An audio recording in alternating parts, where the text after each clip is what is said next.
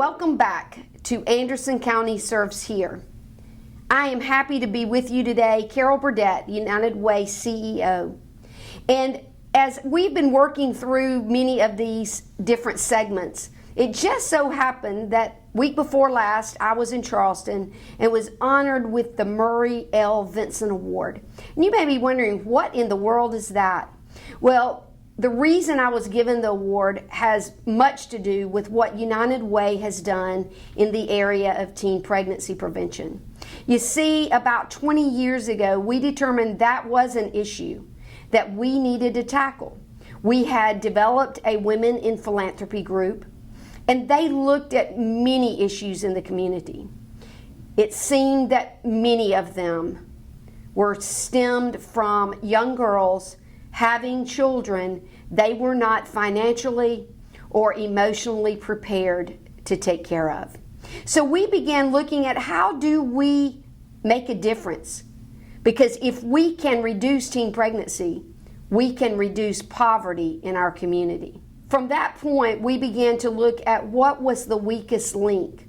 Where was the greatest need for us to be able to talk to youth about their sexuality? Our biggest thought was, how do we get them to delay the sexual activity in their life, being more responsible for the time that they would encounter that type of activity. In doing so, we realized it really needed to start in the schools. And we had very few parents that have ever pulled their children out of our programs or opted out from the very beginning. It has been highly successful. I can't wait for you to meet some of the people that are really more deserving of this award than I am. They've done the work. They've worked with our students. And in fact, we started our program in School District 3. We went to School District 4, and then we received a federal grant that allowed us to have our evidence-based curriculum taught in all 5 school districts. Do you know how we know that it's been successful? Because the number of teen births are tracked, and we have seen over a 70% decrease in teen births in Anderson, South Carolina. Start that again. We have seen more than a 70% decrease in teen births in Anderson County. Now, I know that some people accuse United Way of funding abortion. I want to tell you today that is false information. We do not in any way fund abortion. What we have funded is evidence-based work within our schools to inform our children of how to be more responsible and delay the actions that may cause them to be in a place where they're not physically, emotionally, or financially ready to raise a child. We never encourage them to consider abortion.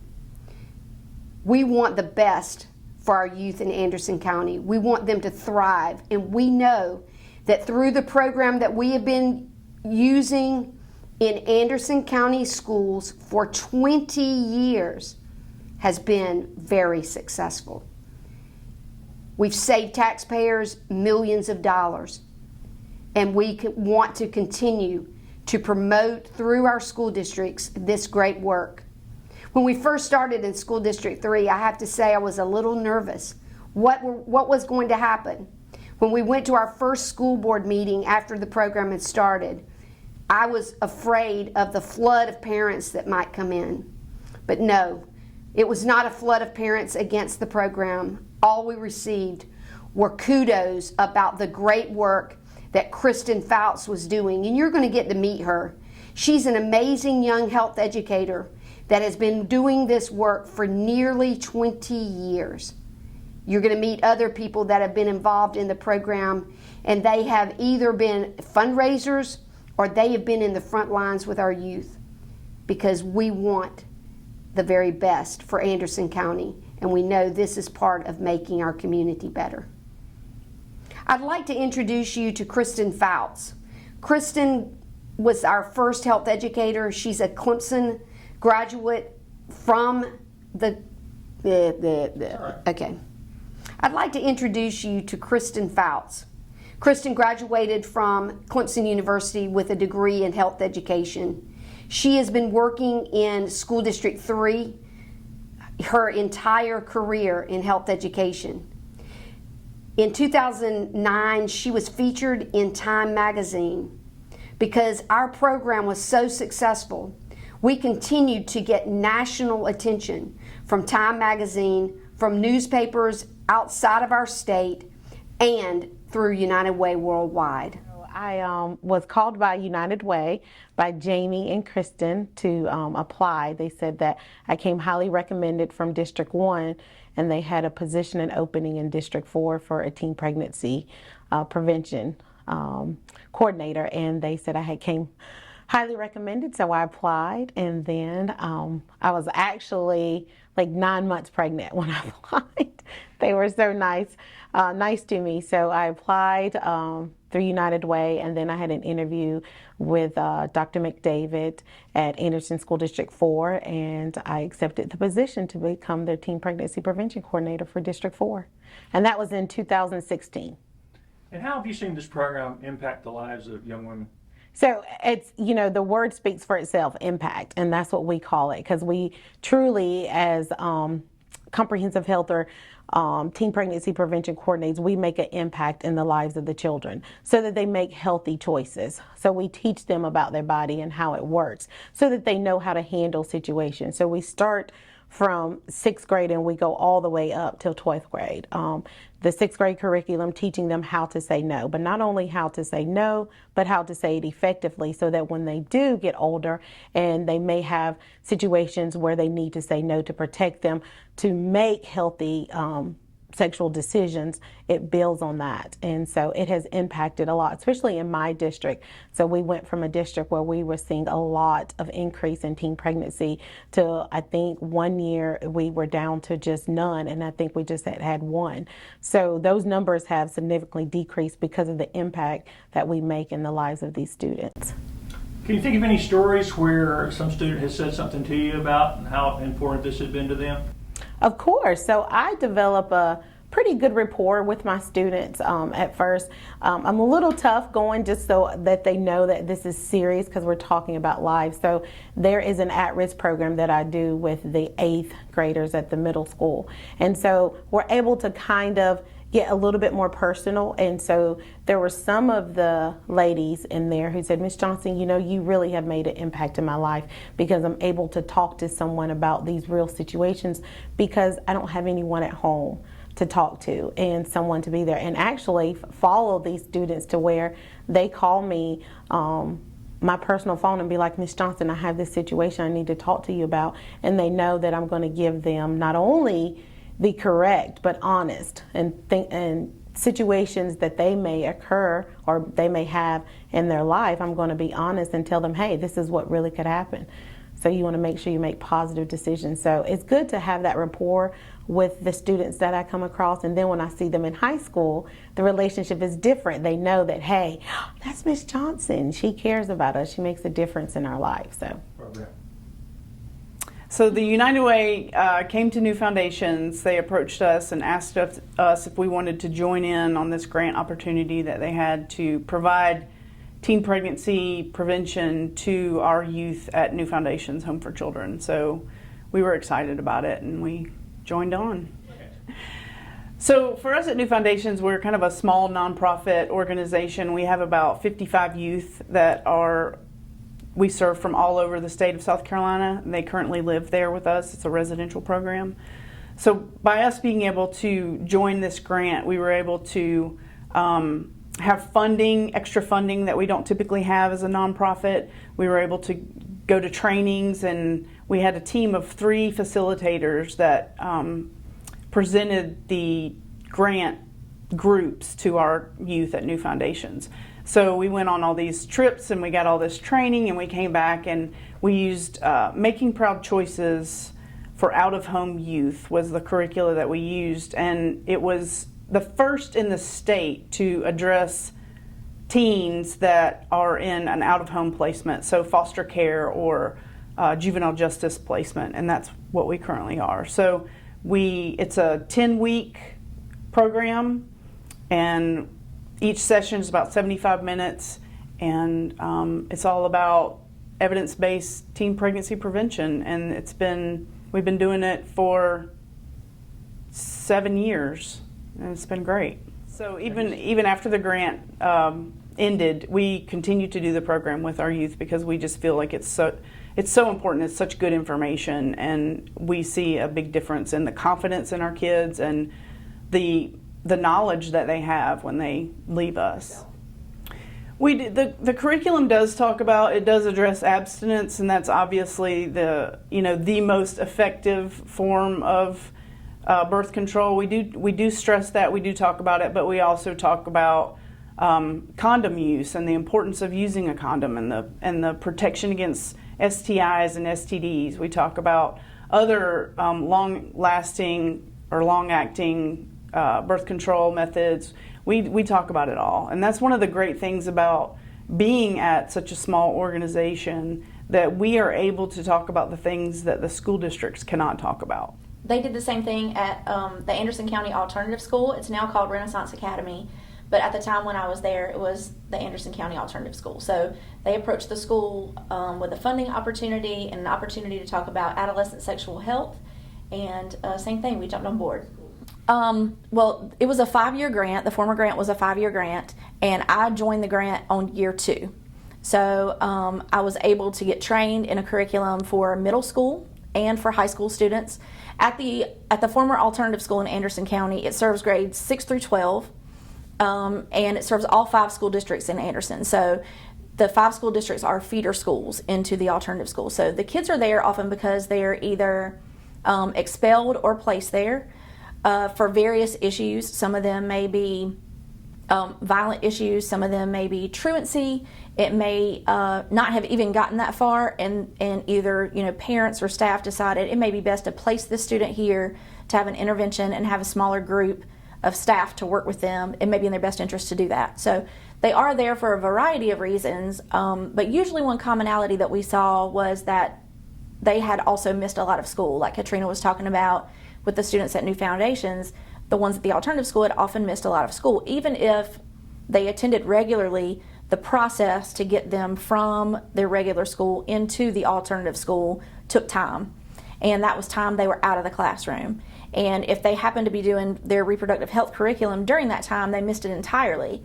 And sometimes we had students who came back year after year. They would be returned to their home school with the opportunity to start over, start fresh, and sometimes they would end up coming back. So there was a strong likelihood that they may go through several years of school and never get the reproductive health curriculum because they were out for behavior reasons or other reasons. So that was the most beneficial reason that we felt like we needed to do it at the alternative school, because we were finally able to provide these kids with reproductive health education and a steady opportunity to work with them where they may not have gotten that at all. And the benefit of doing a middle school and a high school curriculum was if they were those students who returned to us year after year, they would still get the same curriculum and they would not miss anything. They would still get the whole approach, 6th, 7th, and 8th grade, and then 9th through 12th.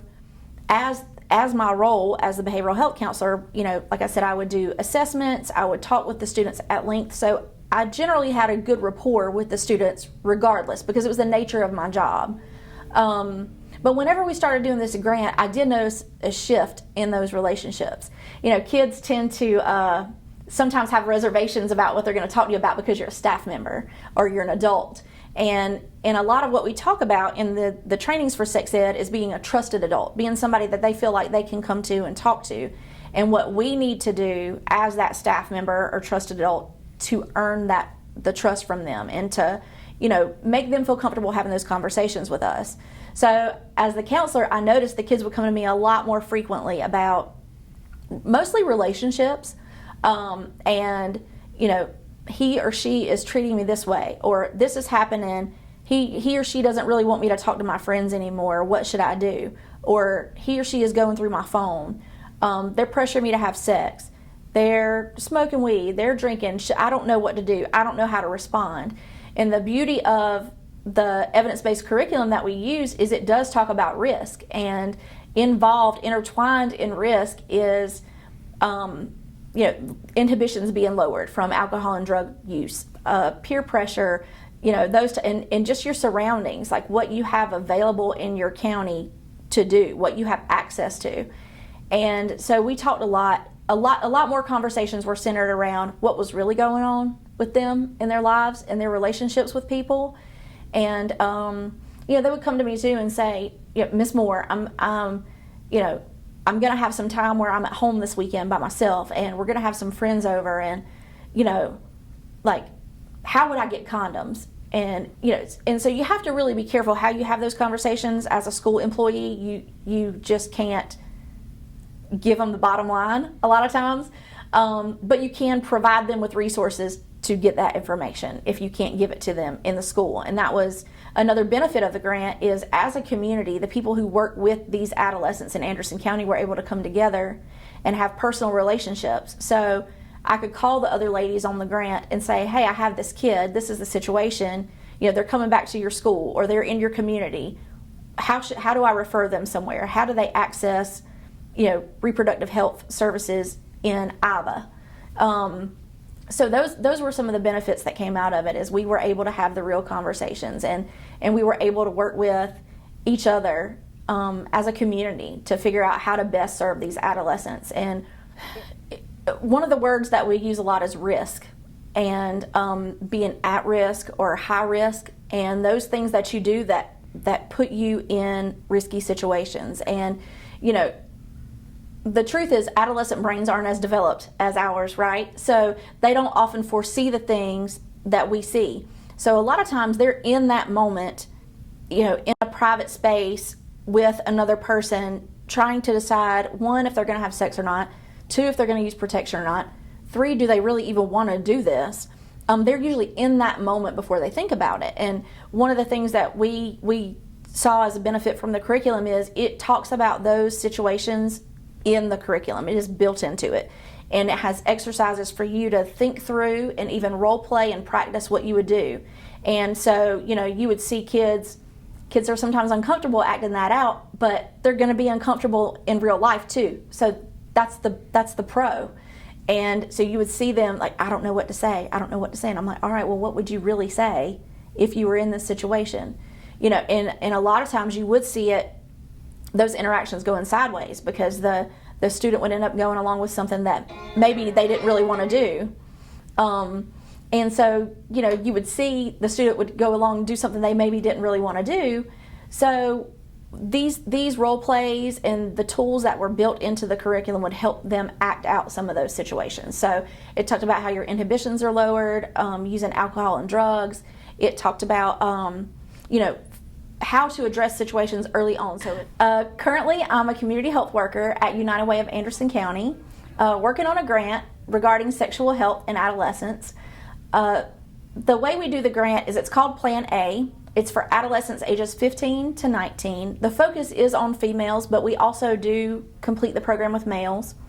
One of the first things they do is we have a conversation. The beauty of this program is it can be done virtually or in person. So with COVID and all the challenges that have come up with that, and us being unable to get face-to-face with people, this provides us with an opportunity to do it either way. But they do a questionnaire called RAPS, and it's a risk assessment questionnaire. So it lets us know things such as, have they engaged in sexual activity in the last 6 months? Do they plan on it in the next 6 months? Have they used birth control? Have they used alcohol or drugs? Have they felt suicidal? So it really is a thorough, comprehensive risk assessment. And based off of their answers to that, it either closes there and sends me their results, or it kicks them to another assessment if they're deemed in the higher risk, or if they check off some boxes that are more concerning. And so based off of whatever those results are, then I can connect them with resources in the community to address those issues. I'm JB Nemo, and I'm employee of the United Way for almost 18 years. And in the beginning, I was part of the group of women here at the office that helped recruit women in the community to support our vision. And they really agreed with what we wanted to do, and they really took that vision and ran with it. They were great supporters and hard workers, and helped us identify schools, programs that we wanted to get into, and other women to help support it. But we really needed to raise the money to get it to be able to go to the schools and offer it to them. And what kind of feedback have you gotten from the people who helped get this started? Are they really glad to have been a part of it? Oh my gosh, they're so proud of it. When we got in all the schools, all the middle schools in Anderson County, they couldn't have been prouder, and they were so happy to be part of it. Okay. One of our volunteers and longtime member of our Women's Leadership Council said to me one day that this was the most meaningful program or community involvement that she had ever experienced, and that really meant a lot to us. When we first recruited these women in the community, we had meetings to identify issues in the community. We didn't know where we were going with this. We just knew we wanted a group of women to come together and to make a difference in the community on some of the issues that we have. And I'm talking about negative issues. When you talk about poverty, homelessness, child abuse, unwanted pregnancies, I mean, the list goes on and on. But these women got together and they realized that all of these issues that they were bringing up were the after effects of what was the root problem, what was the root cause of these issues. And one of the things on the list was teen pregnancy, and they went right for it. They said, this makes sense. Teen pregnancy is one of the causes for all of these other things that are happening to these people, so to our community. And we ran with that. It was fantastic because they understood it. And we kept going for years then. We kept going back to the root of the problem. What's the root of the problem? We're not putting a Band-Aid on it anymore. We're going to go to see what is it that's causing all of these issues. And let's get to that and take care of it. Okay, Carol. You've heard a lot about teen pregnancy prevention.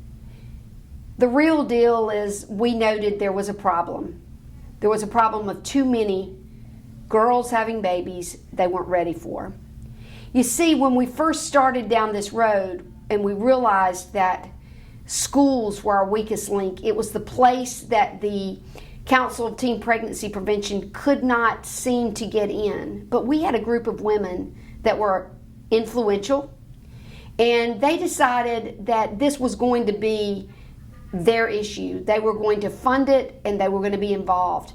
There were 12 women, and these 12 women took this seriously enough that several of them made appointments to all 5 school superintendents in Anderson County. And they said to them, if we can fund a health educator who can facilitate evidence-based curriculum with your students for 5 years and it will not cost you anything, would you agree to it? Amazingly or not, only 2 districts said yes. School District 3 and School District 4. Thankfully, I had just moved from being a United Way volunteer to being the CEO here at United Way.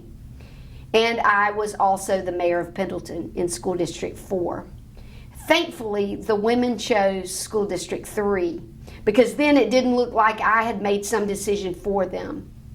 That's how we got to School District 3, and that is how we ended up with Kristen. It's been a magical ride watching the numbers go down every year that we've been working on this for nearly 20. We cannot let up. I will not be happy until the numbers are 0. We must continue to work because it is not only the fact that we save taxpayers money, that's great, but it's the fact that we save young women and young men who carry guilt. Many of them walk out on the girl that is now pregnant with their child. They can live free from those issues and none of us want to see unwanted children born. That's why we keep doing this, and why I hope United Way will always have teen pregnancy prevention as a priority. I was actually hired right out of Clemson University by Impact, which was a nonprofit organization that focused on teen pregnancy prevention in Anderson County, and then was hired for the Impact program for Anderson School District 3 through Women's Leadership and United Way of Anderson County. And how has this program been important to the community? I think it's important to the community because it's prepared these teenagers and young adults for decisions that they're going to have to make during their teenage years, but also during their adult life. And it's helped us have more productive members of society because we're reducing the rates of teen pregnancy.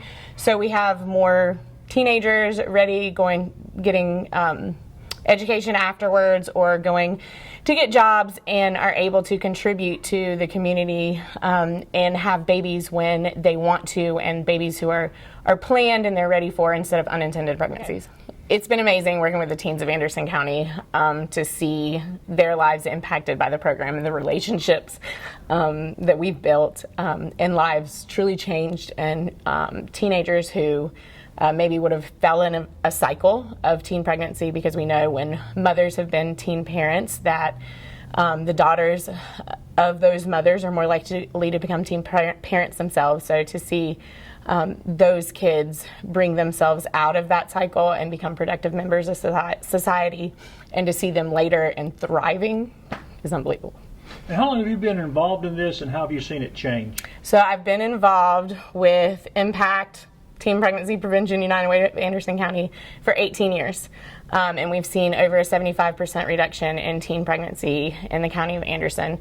We started with just Anderson School District 3, and now it's in all 5 districts, which is unbelievable. So we were impacting a very small group in a very big way, and now we're impacting the entire county of Anderson in an unbelievable way. So in 2009, United Way was contacted by Time Magazine about the program in Anderson School District 3, and it blew my mind. We are doing something in small little Anderson County, South Carolina, that people all over the country were looking to, having a program like this in a school. So we really kind of modeled it for the country, not just the county, not just the state, for the entire country, in the fact that we were doing abstinence plus education, and really letting these kids understand decisions that they were going to have to make and what future could lie ahead of them. It was shocking to be contacted by Time Magazine, and really rewarding for United Way and our community, and a testament to United Way and Women's Leadership Initiative to take on such a big topic. And then Anderson School District 3, one of the smallest districts, to take on such a big issue, to be brave and to tackle what needs to be tackled and not be scared of it. It was just a great experience.